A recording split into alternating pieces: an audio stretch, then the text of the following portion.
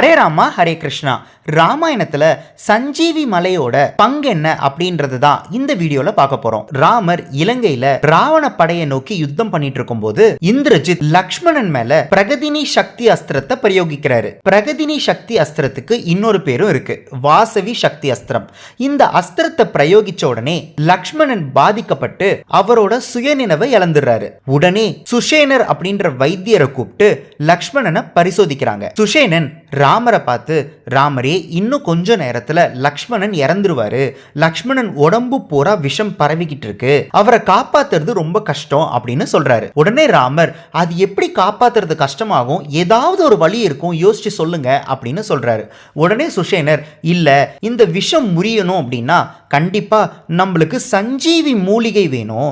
சஞ்சீவி மூலிகை ஹிமாலயாஸ் கிட்ட தான் இருக்கு. ஹிமாலயாஸ் கிட்ட துரோணகிரின்ற பர்வதத்துல தான் இந்த சஞ்சீவினி மூலிகை இருக்கு. இன்னும் கொஞ்ச நேரத்துல அது யாரால எப்படி போய் கொண்டு வர முடியும், அது இருந்தா மட்டும்தான் லக்ஷ்மணனை காப்பாற்ற முடியும் அப்படின்னு சொல்லப்படுது. உடனே ராமர், இங்க இருக்கிற யாராவது உடனே ஹிமாலயாஸ் வரைக்கும் போய் அதை கொண்டு வர முடியுமான்னு கேட்கும்போது எல்லாரும் சைலண்டா இருக்கிறாங்க. அப்போ மறுபடியும் ஜாம்பவான் தான் ஹனுமனை பார்த்து, ஹனுமனா உன்னால் அது முடியும் அப்படின்னு சொல்றாரு. இதுக்கு முன்னாடியும் யார் முதல்ல இலங்கையில போய் சீதையை பார்த்துட்டு வர்றதுன்னு கேட்கும்போது ஹனுமன் ஒன்னும் சொல்லாம சைலண்டா இருக்கும்போது ஜாம்பவான் தான் ஹனுமனா உன்னால முடியும் அப்படின்னு ஞாபகப்படுத்தினாரு.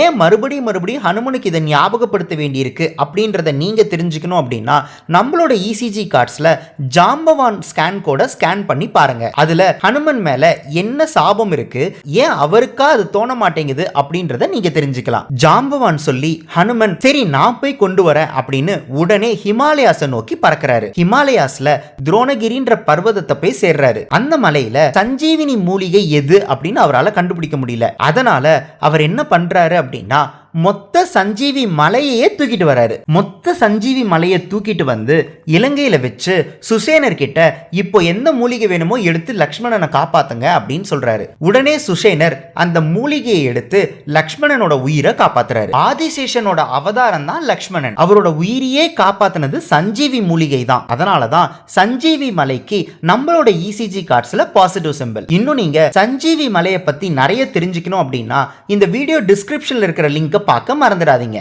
ஹரே ராமா ஹரே கிருஷ்ணா.